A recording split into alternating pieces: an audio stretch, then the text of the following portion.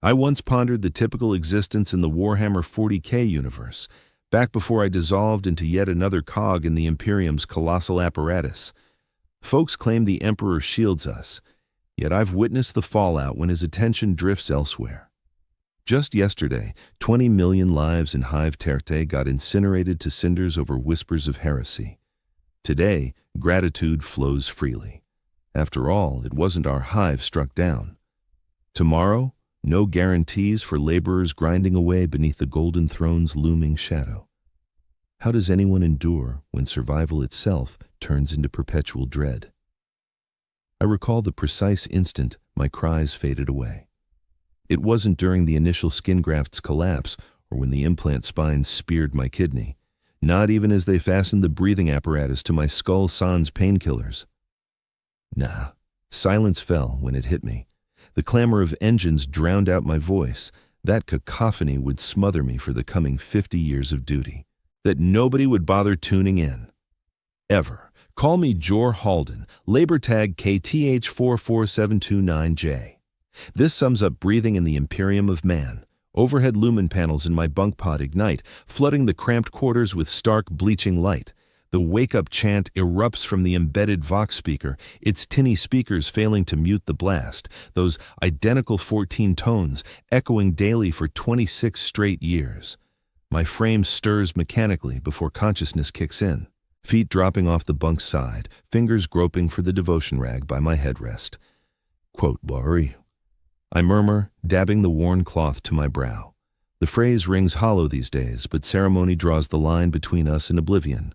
Ceremony defines our humanity. The pod spans precisely 2.7 meters wide by 1.9 deep. Planted in its middle, I brush opposite walls without extending my limbs. Scratches from past dwellers mar every inch, initials etched in alloy, notch counts gouged in coating. A rough sketch resembling a star, although the artist likely never glimpsed one. The vent hums, forcing recycled atmosphere via the slats, laced with the usual reek of promethium fumes and bodily refuse. I crease the rag neatly, squaring edges prior to stowing it in the alcove altar to the God Emperor recessed in the bulkhead.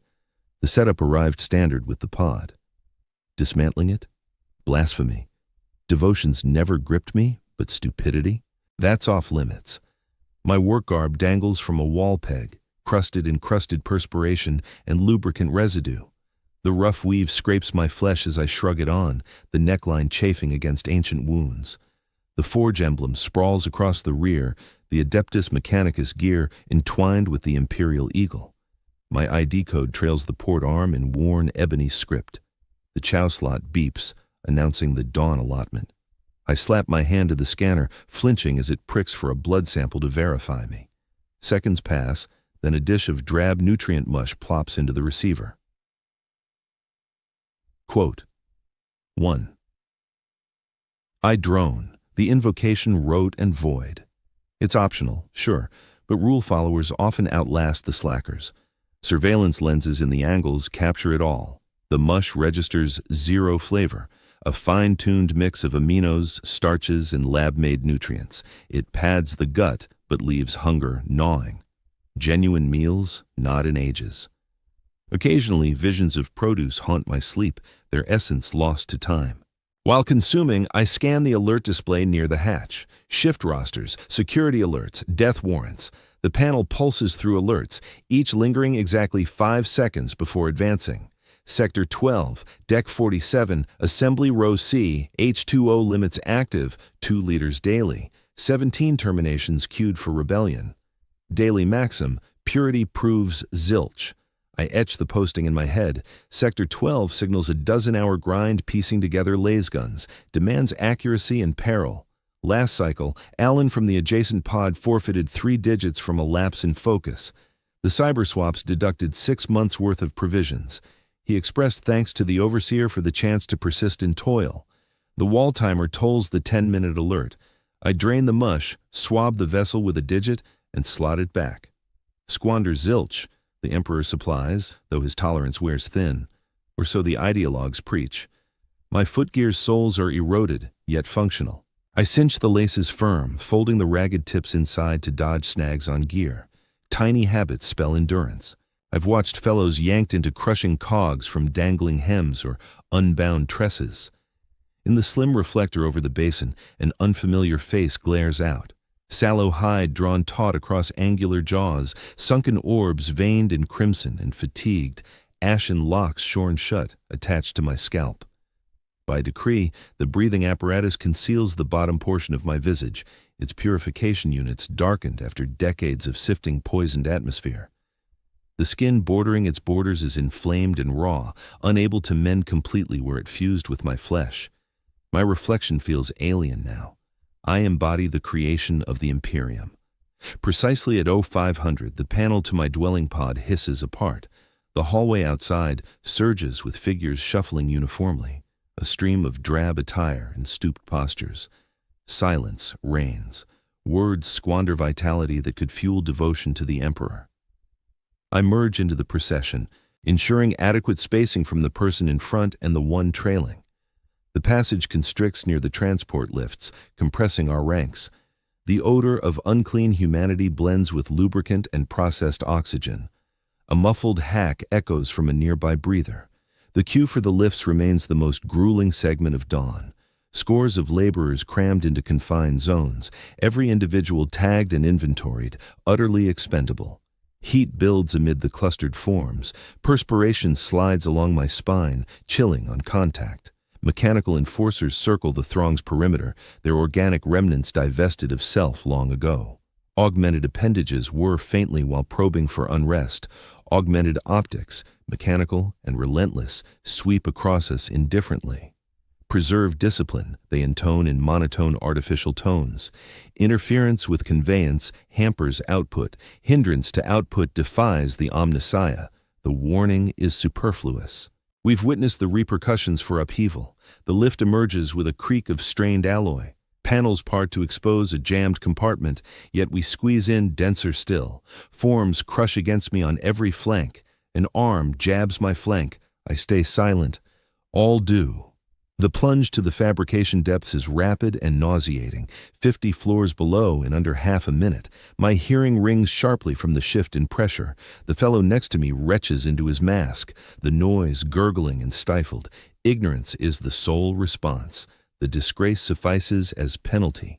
Deep in the hive at level 47, remote from daylight or pure breeze. As the panels retract, warmth and clamor assault me viscerally.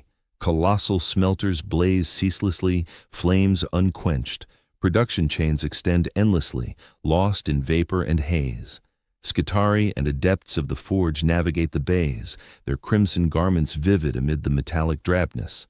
I navigate to Zone 12, traversing 3 vigilance posts. At every one, my clearance is confirmed. Eye scan, fluid draw, identifier, litany. The sentinels operate with ruthless precision, handling multitudes flawlessly. The last barrier demands an invocation for entry. I drop to my knees at the altar to the motive force. Forehead meets the icy steel ground as I chant the phrases permitting entry to sacred labor, shielding from mental frailty. Omnissiah, deliver us from the deceptions of the foe. Circuit, guard us against the fury of the savage. Iron, defend us from carnal lures. Silica, purify us against decay's toll. Anima, barricade us from this decaying shell of organics. Machine God, liberate us. The supervising adept, predominantly cybernetic, inclines his head in assent. The barriers to Zone 12 part with a pneumatic sigh. Assembly Row C beckons. Its transport bands hum along, ferrying incomplete las rifles between posts. I settle at Bay 47C23. My duty involves positioning the emitter gem and fixing it inside the tube enclosure. These gems hold immense value, surpassing my existence. Marring one invites instant termination. Even after seasons of repetition, my fingers quiver faintly as I grasp the initial piece. The cycle commences. Chronology blurs in the endless loop of meticulous tasks. Grip gem via ferrous tongs, inspect for defects, pivot to guide points, insert into slot, fasten via 3/4 rotation of the adjustment tool, engage power glyph for verification, advance to subsequent item.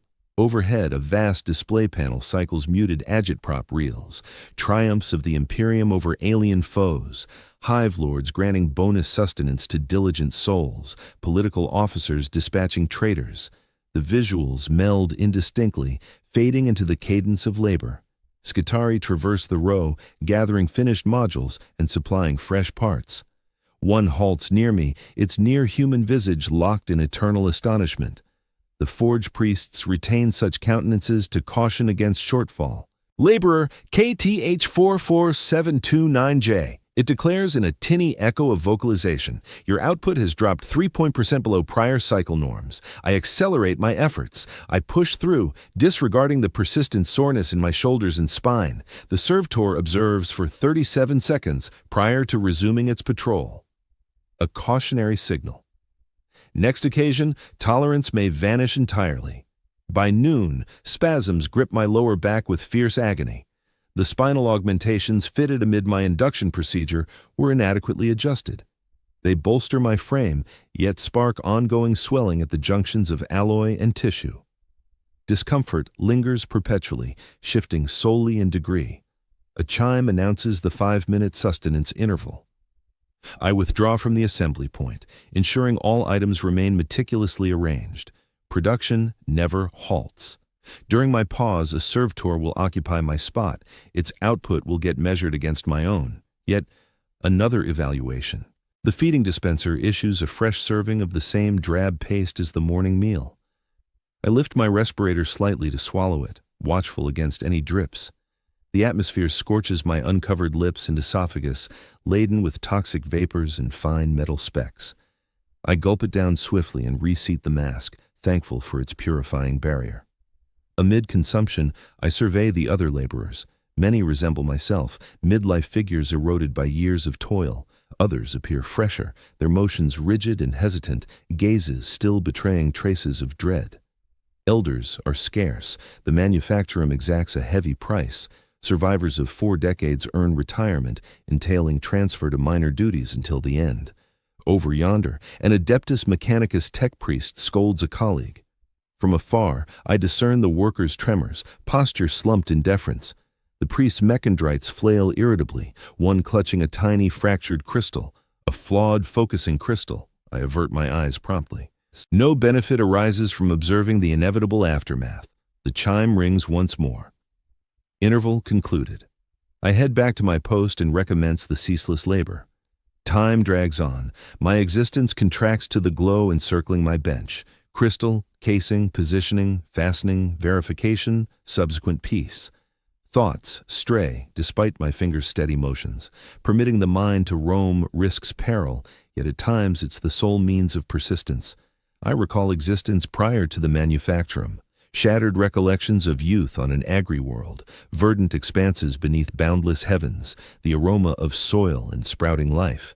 A female's melody, lyrics now faded from recall. Such visions seem borrowed from another soul. Some prior Jor Halden, perished ages past. At 16, the tithe vessels arrived. The Imperium sought hands for its furnaces. Our globe had missed harvest targets across 3 straight cycles. The administratum deemed our realm more valuable yielding manpower than crops.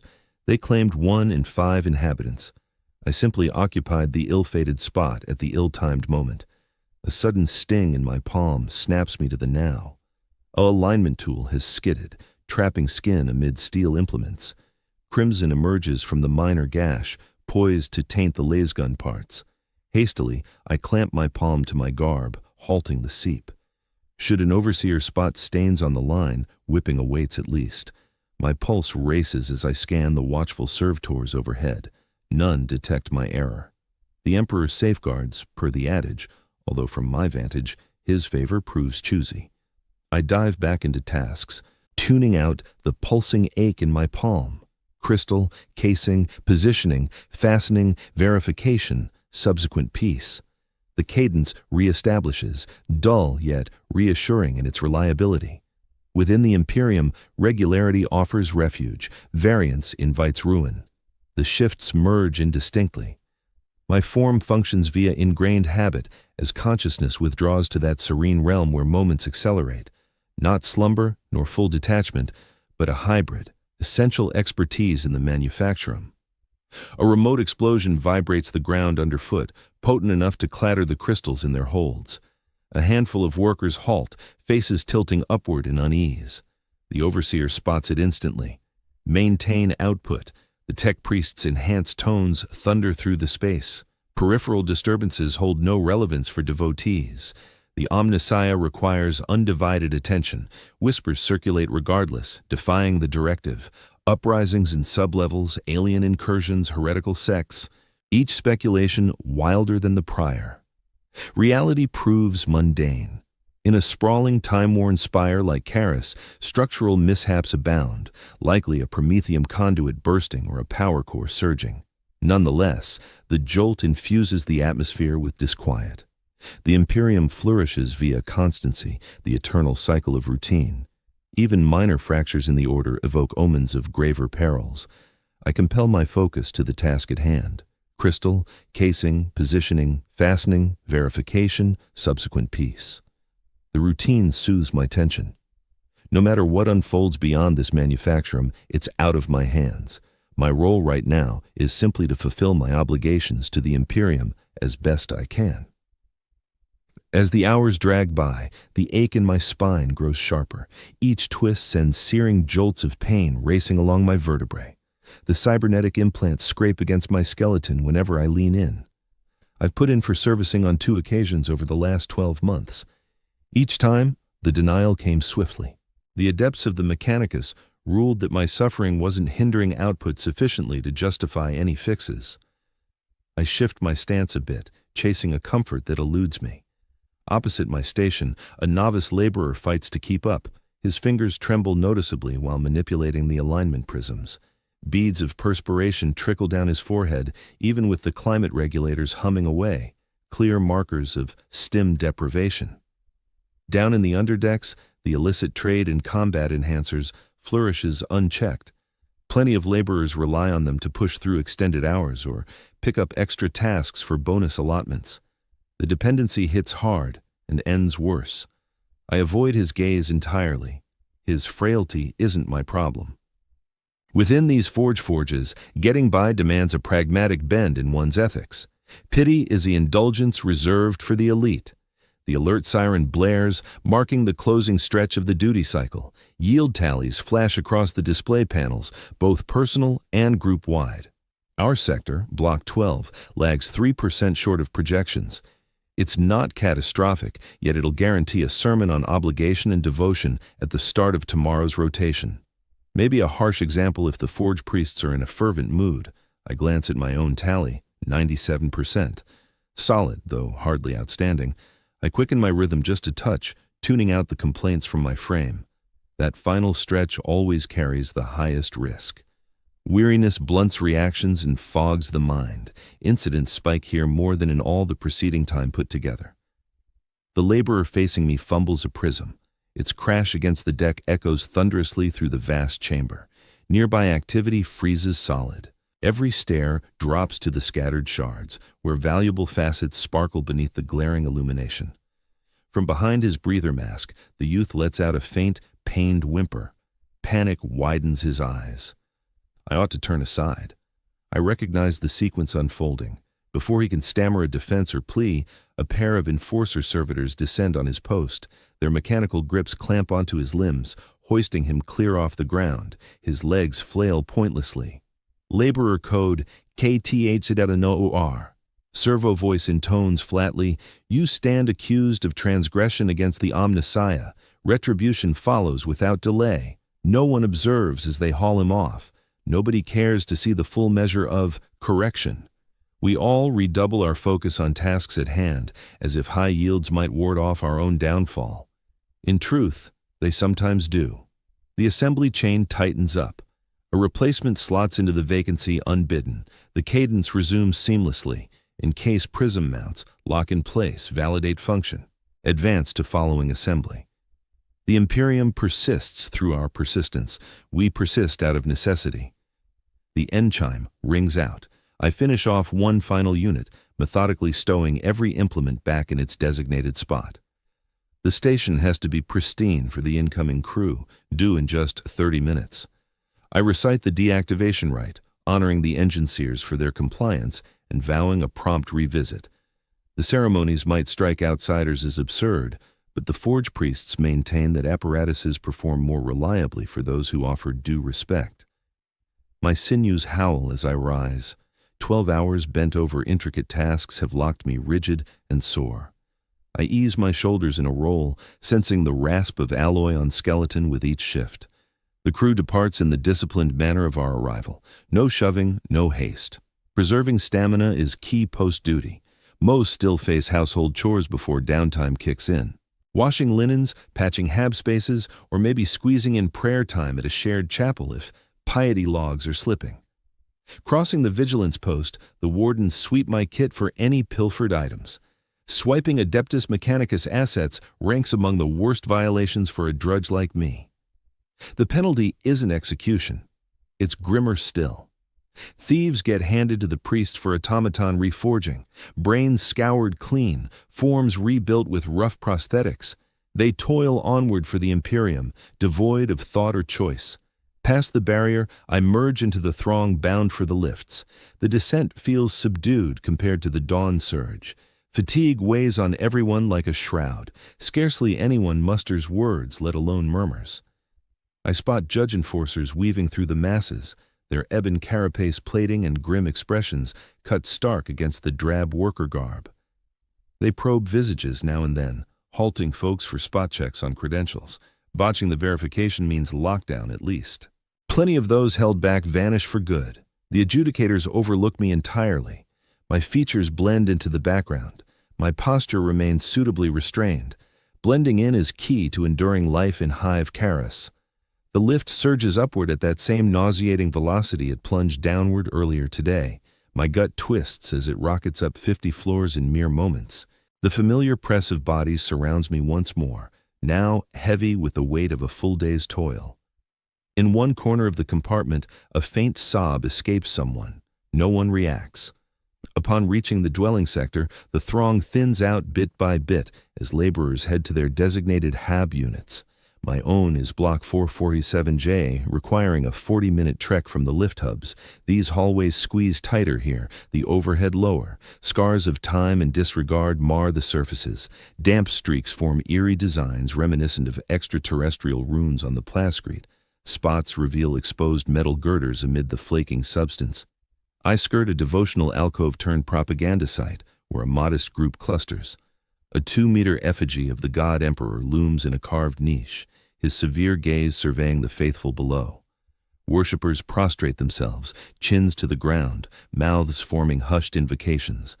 Braziers release fragrant haze into the atmosphere, offering a brief respite from the constant reek of manufacturing fumes. I keep walking. My piety allotment got met last week, and fatigue leaves no room for extras. The God Emperor gets it, I assure myself. He carries the load of perpetual obligation too. The paths hush further as I venture into the heart of the living quarters.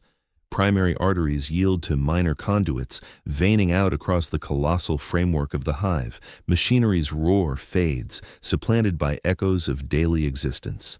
An infant's wail. Spouses bickering through shut panels. The sizzle and snap from bargain meal heaters. Near a supply depot for rations, a queue snakes along. Extra nutrient boosts go out to those in vital output roles. Not for my line of work, alas. The claimants inch ahead, flashing creds at each of 3 stations. The add-ons arrive in compact emerald pouches, stamped with the Imperial Aquila and a manufacture timestamp. As I go by, a fixed Vox broadcaster sparks into activity, airing the dusk rite. I halt as mandated, dipping my head till the 2-minute ritual wraps. The Emperor safeguards, I echo the canned chant. The phrases ring hollow after endless recitals.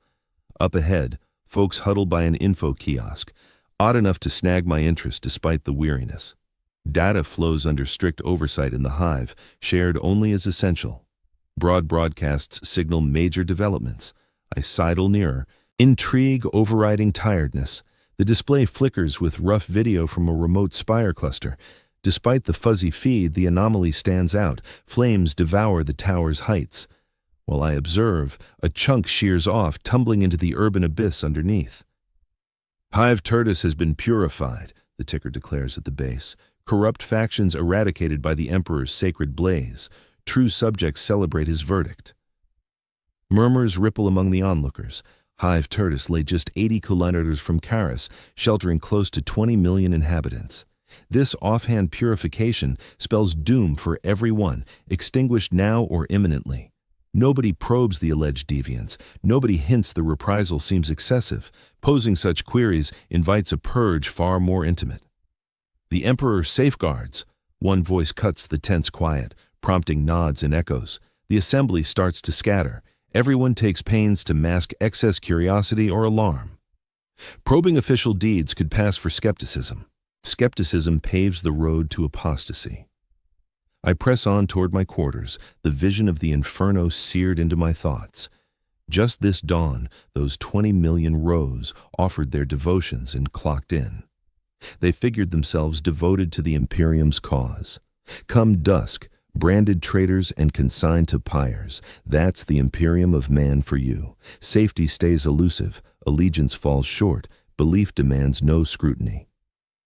I arrive at Block 447J, right as the illumination shifts to night mode. The edifice rises as a 30-level slab of dull plascrete and corroded alloy, blending seamlessly with the swarm of lookalikes nearby. It houses roughly 12,000 laborers and their kin, a modest enclave by hive measures. The access gate reads my implant and draws a blood draw, routine drill post shift. They're screening for toxin traces, contagions, or banned materials. The medica servitor handles the test with robotic precision. Uchus mighty, quote tefen shried in tones. Uchis drop chat e twite. I dip my head in response and proceed through. I push through the security barrier. The lobby ahead holds just a handful of steel seats fastened securely to the ground. Several dwellers lounge there, too drained to head straight up to their floors right away. I get it completely. Once more, the elevator to the higher levels is broken down. A notice promises fixes in 3 to 5 days, if the Emperor permits. I exhale sharply under my mask and start the grueling ascent of 23 stories by foot. Around the 10th level, my thighs start to shake. By the 20th, every footfall demands sheer determination. The cybernetic vertebral implants shoot searing agony into my lumbar region. I halt often, bracing against the barrier, mustering energy for the push ahead. Fellow inhabitants move by on the steps, some going up, others heading down. We exchange brief tilts of the head but stay silent. Saving strength is key, even in this space. At last I arrive at floor 23. The hallway extends left and right. Uniform panels line it at even distances. The surfaces, originally pale, now bear a yellowish tint from years of wear and built-up filth. The ground hums faintly from the endless hum of equipment in the strata underneath. My dwelling module, 447I2342, sits halfway along the east passage. I place my hand on the recognition panel. The entry glides aside with a grating whine from neglected rails. Home. For whatever that's worth. I enter, and the panel seals shut on its own. For the first time since stirring awake, solitude envelops me. Real solitude. Even if I'm certain the module hides surveillance gear. The idea of seclusion survives only in tales of bygone horrors. The routine of coming back mirrors every rigid part of life under the Empire. I slip off my footwear and slot them into the cleaning unit. I suspend my attire on its allotted peg. I rinse my mask's filters and inspect for wear. I scrub my hands and features at the compact basin using precisely 1 to 2 liters of liquid. Only afterward do I collapse onto the cot's rim. My frame throbs in patterns I've come to regard as routine. The discomfort is an old friend, is known as my mirrored image. The gash on my palm has clotted, though it requires tending. I fetch the compact med pack from under the bedding. Standard Empire supply, replenished monthly. Antiseptic, wrappings, elementary analgesics. I tend the slice with care, daub on the stinging cleanser, and secure it with a modest dressing. It's a slight harm. I'll manage duties come morning. My nightly allotment sits ready in the food processor. Yet another portion of dull paste, no different from the morning or midday servings.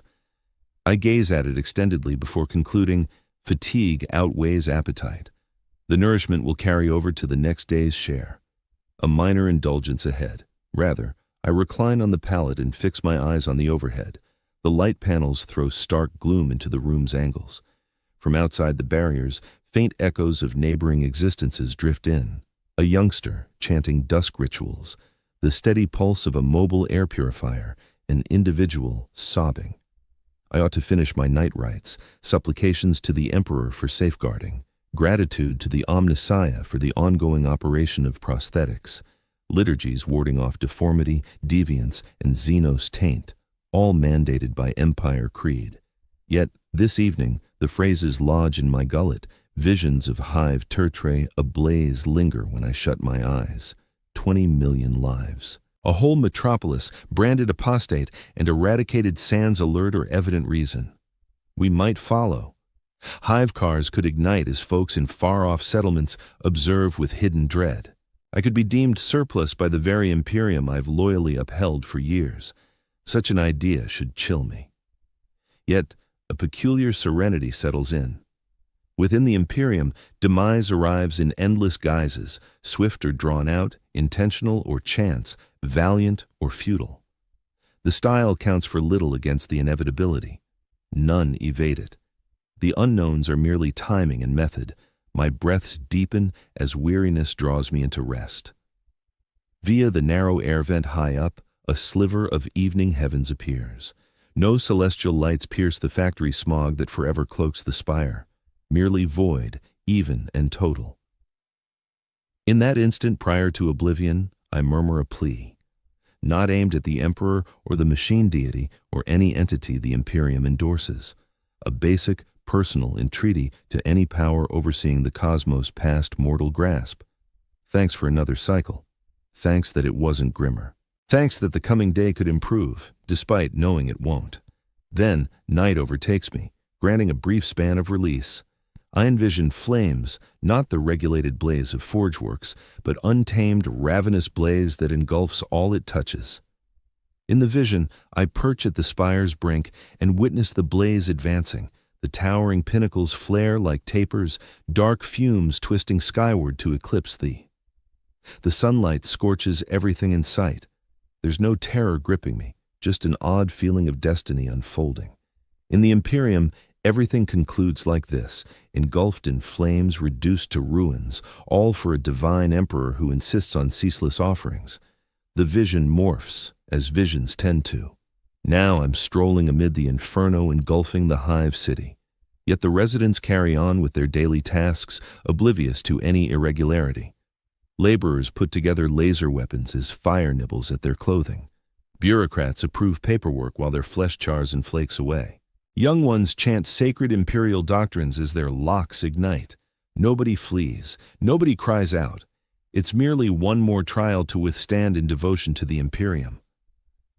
I attempt to alert them, but ash spills from my lips instead when I try to speak. The wake-up siren yanks me awake, its routine sequence of 14 tones hauling me into awareness.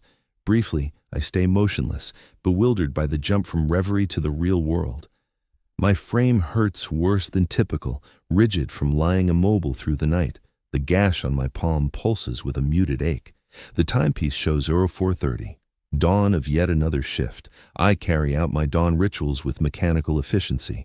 Sacred fabric pressed to my brow, invocation to the mechanicus for rousing, garb donned, clearance verified at the sustenance outlet, dull paste ingested without savoring, footwear secured, breathing gear inspected and locked. It's only upon glancing at the alert display that I notice the shift.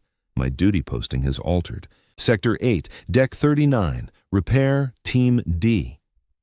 I gaze at the panel, baffled. For 3 years straight, I've toiled on laser rifle production without alteration. Shifts in roles rarely occur without an overseer's demand or shifts in output targets. The display advances to the following alert before I can ponder the meaning deeper. Daily water allowance boosted by 1.5 liters. 22 purges set for doctrinal deviance. Daily reflection. An unguarded psyche resembles a bastion with portals wide open and undefended. That 1.5 liters extra. The hike matters a lot. A whole half-liter more than before. Likely some issue with the filtration setups, or the underground reservoirs under the hive are depleting at last.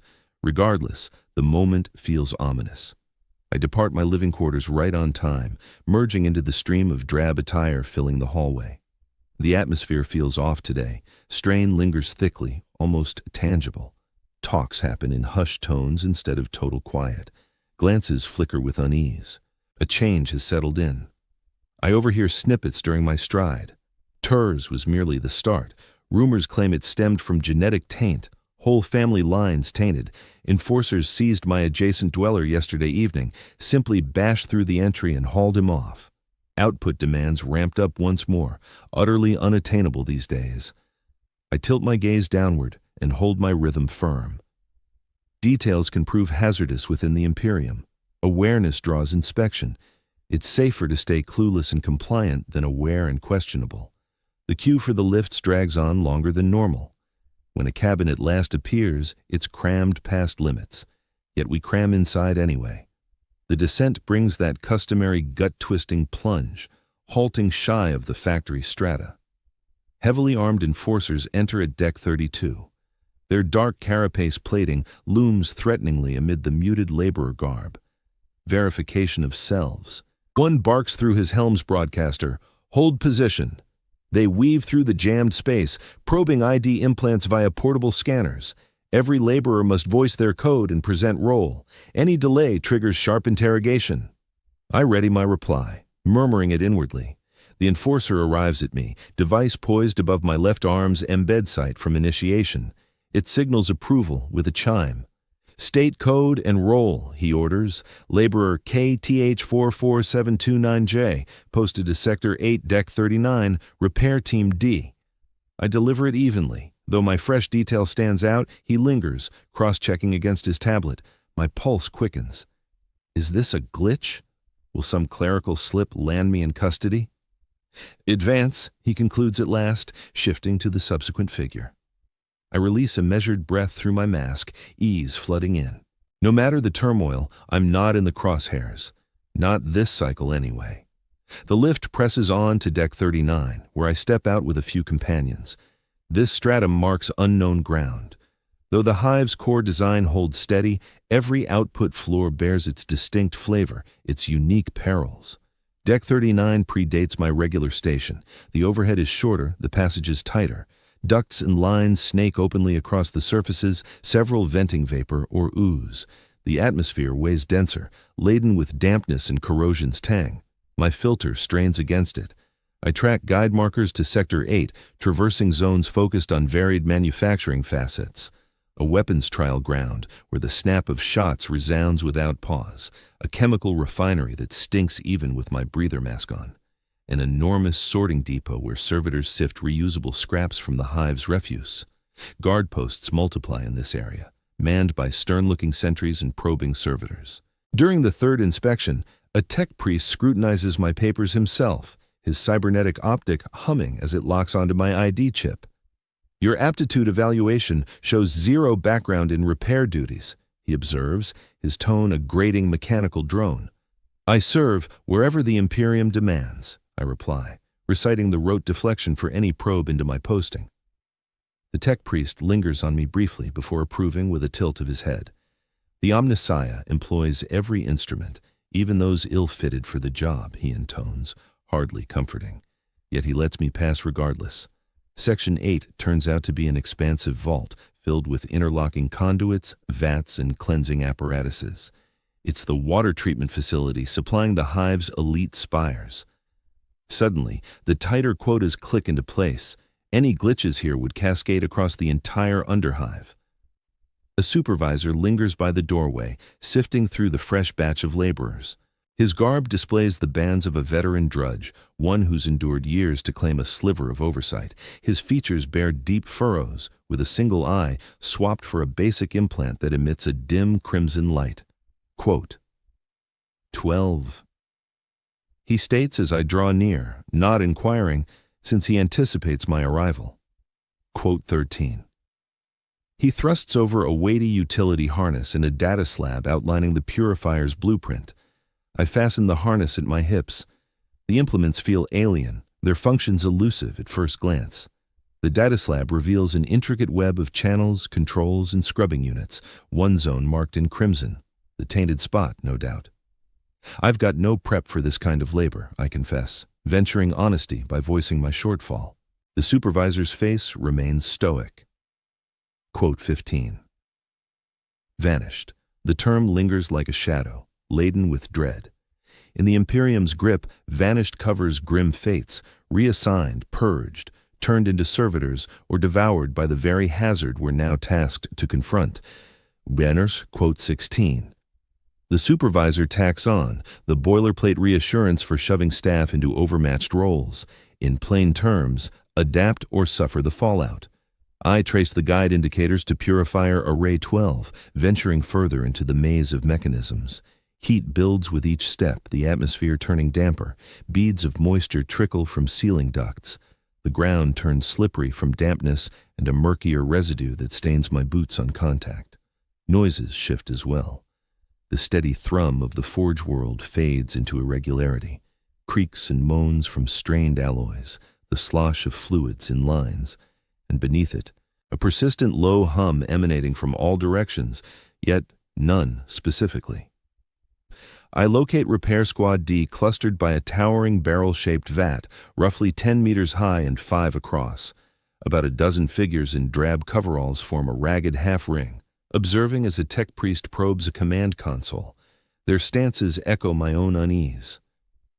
Supervisor Mathesy is a burly female with shaved steel-gray locks and a replacement right limb clearly forged for battlefield use.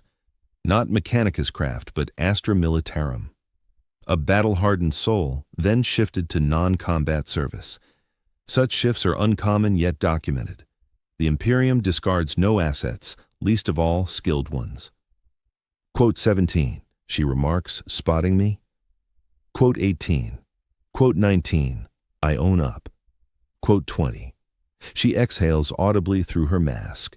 Quote 21. The final remark carries volume for the tech priest's ears, a nod to mandated reverence. Mathesy draws us in tighter and triggers a hollow emitter embedded in her augmetic limb. A vivid 3D model of the Purifier vat materializes among us. Purifier Array 12 handles about 30% of the hydration for the hive's top 200 tiers, she details. 3 days back, watch servitors flagged impurities in the output, organic type. The initial repair team tried purging it. They claimed some progress prior to signals dropping. That shadow word resurfaces. A follow-up team went in yesterday, Mathesy presses on. They confined the impurity to the main sieve compartment but couldn't eradicate it.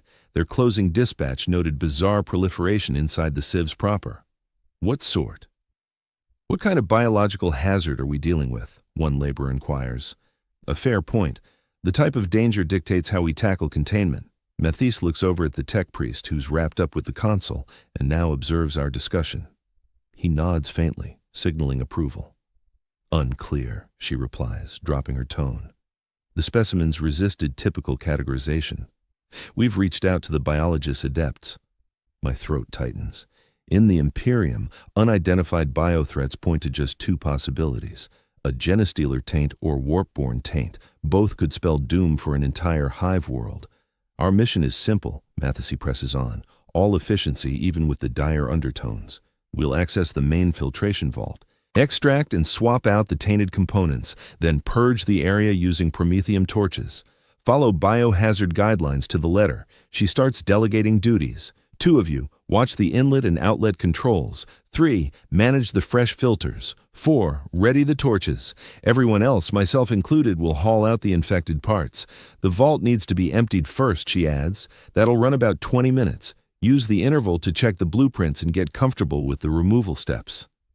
I use that half-hour poring over the data pad, grappling with the intricate setup.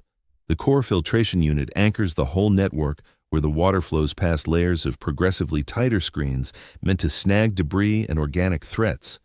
Normally, the screens are pristine white ceramite blends, straightforward to detach using the right equipment and obvious when they're due for a change. The alert siren blares, signaling the vault's complete evacuation. Mathesy guides us to the round portal on the reservoir's flank. It vents steam as it disengages, then swings wide on heavy pivots. Seal your breathers tight, she commands. 0 contact with your skin. We haven't verified if it's aerosolized, but we're not gambling. I tweak my mask, engaging the backup purifiers. The facial gasket presses snugly, almost painfully, against my face. I draw up my suit's cowl and latch it, making sure there's no seam between it and the breather. The gauntlets come on last, heavy fabric built to fend off mechanical and corrosive risks. The complete hazard suit makes me feel awkward, limiting my range of motion. "Throne preserve us," a voice murmurs as we near the gaping entry. "The throne guards the vigilant who guard their own." Mathesy snaps back. "Keep sharp, stick to the drill, and we'll all emerge breathing." We file in singly. A slim steel walkway stretches from the portal to a middle dais housing the central screen array. The tank's innards yawn vast, walls arching toward a vaulted roof roughly 15 meters overhead. Backup lights bathe the space in a faint crimson haze. The odor strikes next, piercing even the filter, cloying and spoiled, reminiscent of overripe produce baking under rays. These screens ought to be scent-free. That's our initial sign that matters are gravely amiss. Upon arriving at the core dais, I catch my initial unobstructed glimpse of the infestation. The screens, meant to stand in orderly, even lines, are warped. They swell in spots, the ceramite taut like stretched cloth, and the shade is off. Instead of stark white, they've adopted a rosy tint laced with shadowy striations weaving through. "God Emperor, have mercy," a whisper escapes. The screen faces shimmer with fluid, though it's no ordinary moisture. Too thick, too murky. It throbs faintly, as though aware of us. And that hum I picked up before intensifies here, radiating straight from the screens. "Carry on as briefed," Mathesy instructs, her words strained. "Extraction crew, start pulling the key units. Purge squad, set up the torches. Control watchers, hold your posts by the entries." I advance alongside 3 colleagues toward the misshapen screens. From this range, their unnatural quality stands out sharper. The ceramite appears nearly vital, quivering ever so slightly under our gaze. The inky lines throb in languid, steady beats. "We ought to call in bio-experts," a team member ventures, doubt thick in his words. "This exceeds routine bio-cleanup measures." "The appeal is already in motion," Mathesy counters. "Command insists we push forward with the purge. The hive's thirst can't tolerate interruptions in the flow." I grasp the harsh math behind it. Countless souls rely on this resource. Any holdup invites hardship, even fatalities. Yet this blight stirs primal alarms in my gut. It's unnatural. It's perilous. Duty remains duty, though. I grab an extractor from my harness and move closer. The gadget's meant to grip the frame and rotate it loose from its fixture. Straightforward, under normal conditions. I place the instrument against the closest filtration component, forcing myself to disregard how the exterior appears to shrink away from the steel. The grips activate with a sharp pneumatic sigh. I start turning it, exerting consistent force, just as the instructional diagram showed. The unit refuses to shift. I ramp up the effort, pushing harder against the unforeseen opposition. The casing ought to spin smoothly, allowing the filter to pull out. But it acts like the substance is deliberately resisting extraction. "Crank up the pneumatic output," Mathesy advises, observing my efforts. Occasionally, the casings rust in place. I tweak the device, raising the power to its peak. Abruptly, a moist ripping noise echoes as the filter dislodges. Yet, rather than detaching neatly, it elongates like living tissue. Extended fibers of matter stretch out, connecting the filter to its enclosure. Opaque liquid erupts from the joint, splashing onto my safety equipment. The liquid sizzles on contact, corroding the fabric at an alarming rate. I stagger away, desperately scrubbing at the melting patches on my outfit. "Caustic agent," Mathesy yells. "Activate emergency measures. Deploy neutralizing foam." A colleague hurries over carrying a tank, dousing the damaged sections of my suit with a powdery foam. The erosion halts, though the harm lingers. Breaches now riddle my protective layers, leaving me vulnerable to the pollutants saturating this enclosure. The humming escalates, altering in tone. The filter I've loosened throbs quicker. The shadowy liquid drips from the rupture, and inside that liquid, motion stirs. Small forms twisting and reproducing right in front of me. "Head for the access door," Mathesy directs, her tone slicing through my mounting dread. "Proceed with regulated retreat. Adhere to purification guidelines. We start pulling back along the walkway, taking deliberate paced strides, even as the instinct to bolt surges. The droning swells, echoing from every angle. Suddenly, additional filters start throbbing together, shadowy liquid leaking from their casings. One team member panics, bolting toward the doorway. His boot skids on the growing slippery surface, dropping him hard onto his knees. His palm hits a pool of the dark liquid, even from a distance. His cry pierces the air as it sears through his gauntlet and into the skin below. "Aid him!" Mathisi demands, prompting two others to rush in and haul the wounded man upright. The flesh on his bare hand darkens swiftly, bubbling and writhing unnaturally. We arrive at the walkway, proceeding in a line toward the access. I'm third from the rear, with Mathisi and one more behind me. The hurt man leads, braced by two companions, his breaths quick and ragged within his breathing mask. I steal a look over my shoulder at the main platform. The sight chills me to the core. The filters transform, swelling and cracking open at the edges. From those fissures, forms burst forth that no filter could harbor. Whips, limbs, entities that jerk and claw the atmosphere. The hum roars now, clarifying into echoes resembling faint, countless murmurs. "Hurry up!" Mathisi presses, her grip on my arm urging me onward. "Avoid glancing behind once more."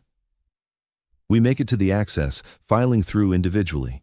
The glow from the external area dazzles after the faint crimson alert illumination in the tank. Adeptus Mechanicus clerics and guard forces stand ready beyond, their arms aimed at the entry. "Lock it down," Mathisi instructs the moment we're all out. "Launch urgent purge sequence Omega-7. The entry slams shut with mechanical power, bolts securing with resounding clanks. A tech priest steps to the console, inputting an intricate code pattern. Alert sirens wail. "Evacuate the zone," he declares, his mechanical tone overriding the noise. Purge commencing. We're guided clear of the filtration unit, heading to a purification room at the section's opposite side. The fallen worker has slumped over, his inhalations a moist rattle under his mask. The darkness creeps from his hand along his limb, showing through rips in his attire. And under that darkness, motion stirs below the surface. The purification room gleams in pristine white, fitted with intense mist emitters overhead and along the walls. We're told to shed all safety apparel and garments, depositing them into airtight bins for incineration. The decorum usually upheld in the Imperium yields during these rituals. Preservation outweighs decorum. While peeling away my suit, I scan my form for traces of taint. The dark liquid spared my skin, by all signs. Minor mercy. The colleague who slipped fares far worse. Quarantine medics in airtight hazmat garb have whisked him to an isolated area. I suspect he'll never emerge. The decont. The decontamination mist kicks in abruptly, unleashing a forceful aerosol laced with the sharp tang of factory cleaner that stings on contact with flesh. We pivot gradually, limbs outstretched, ensuring the agents coat every inch of our forms. The cycle runs thrice, each round targeting organic hazards, toxic residues, and radiation traces in turn. Once it's over, we're handed clean attire and simple breathing masks. A functionary from the administratum stands just outside the enclosure, clutching a data slate. "Proceed to medblock level 12 for monitoring and scans," he declares. "Shuttles ready. Stay quarantined until bio-experts sign off." Quote 31. "Stay on the eval bed. A med servitor will arrive soon. Obey without question." Quote 32. "Operative ID KTH447729J." Quote 33. "You encountered an unidentified bioagent while servicing Array 12. Quote 34. "Affirmative." Quote 35. "My suit held firm, just superficial wear. Nothing breached to my body." Quote 36. "Still, complete protocol demands it. Expect corporeal check, vitae draw, and warp scan assessment." Quote 37. "Routine checks." Quote 38. "This gauges neural waves and etheric echoes." Quote 39. "Expect minor twinges or odd feelings. Standard. Flag any perceptions right away." Quote 40. "Possible affirmative in Chamber 7. Quote 41. "Class 3 resonance picked up. Need a psycher eval right away." Quote 42. "Just protocol, laborer. Might be nothing but outside factors, no deep infection. The psycher will sort it out for sure." Quote 43, stay steady. Quote 44, getting worked up might skew the results. The Emperor shields the pure. Quote 45, laborer, KTH 44729J. Quote 46, I am veil deep. I'll probe your warp profile and judge if the breach has warped you. I pull myself upright, aiming for poise and obedience. Ready when you are, Veil, no secrets here. My service to the Emperor is unwavering. She ignores my vow of fidelity. Oaths like that hold no weight for her kind. They chase truths buried far below mere promises. Take off the scan circlet, she orders the tech. I'll do a hands-on probe. Quote 50. Don't fight it, she warns. Pushing back counts as proof of warp's hold. Quote 52. Intriguing. Quote 53. The subject exhibits traces of level 3 warp echo, yet no evidence of corruption. The interaction stayed superficial. The psyche stays faithful, albeit unusually perceptive. Quote 54. So he passes muster, resumes standard tasks. Quote 55. Not yet. Lingering echoes will persist for days. Suggest monitoring for 7 days, then reevaluation. If no symptoms emerge, provisional approval may be issued. Quote 56. What sort of taint was it? Quote 57. What was evolving in the purifiers? Quote 58. Details classified. No clearance for you. Quote 59. The network has been cleansed. Me by P. Quote 60. The blight contained. Hive Carthus stands safe. Quote 61. You'll stay under watch, the technician adds, his tone warmer now, post the telepathic verdict of purity. Meals, hydration, essentials supplied. Obey all medica protocols. I incline my head, yielding to the terms. A week's seclusion is a trivial cost for staying alive. Countless comrades from the repair squad might not fare half as well. I recall the laborer whose palm met the warp directly, flesh charring and warping in plain sight. I suspect the telepathica discovered his will far less steadfast than mine. As they exit, Adept Vale halts by the threshold. Your defiance against the murmurs caught me off guard, she notes without turning. Rare is the fortitude to spurn relief from the Emperor's grind. Hold on to that resolve in the trials ahead. You'll require it. Then they're away. The panel seals and bolts with a click. Solitude returns, me sealed in this barren chamber of pale walls for the coming days, breathing untainted yet irrevocably altered. I slump onto the bunk, eyes fixed overhead. The glow strips glow evenly here, unlike the flickering ones in my hab block. Light steady, unyielding. No flickers lurk in the edges, no noises seep through the barriers. It's the calmest space I've known in years of service to the throne. Still, slumber evades me. My thoughts cycle through the day's horrors, probing for sense in the madness. Why shift me to that repair team? Why on this day of so many? In the Imperium, happenstance is scarce. Bureaucratic slips occur, but rarely idly. Maybe a trial run. Maybe some overseer sought fresh eyes. Laborers green to the job, primed to alert superiors instead of meddling. Disposable hands whose ruin or demise wouldn't halt vital output, or just misfortune, the arbitrary harshness of existence under the Golden Throne. Not all carries intent or design. Oftentimes, endurance boils down to fortune alone. As fatigue drags me under at last, a single notion bubbles up from my subconscious. The psychic adept was taken aback by my stand against the voices, as though such defiance were outlier, as if most subjects of the Imperium, granted a way out from ceaseless drudgery and agony, would seize it without pause. What verdict does that pass on our realm, that its devoted masses would so eagerly court its foes just to shed its chains? On that unsettling reflection, oblivion overtakes me. Occasions come when my visions turn not to flames but to floods. Shadowy currents surging through the hive's arteries, much like blood coursing in living flesh. Liquid depths where entities develop, linger in suspense, murmur faint secrets. And amid the endless shadows of the universe, a presence strains to catch an ordinary echo.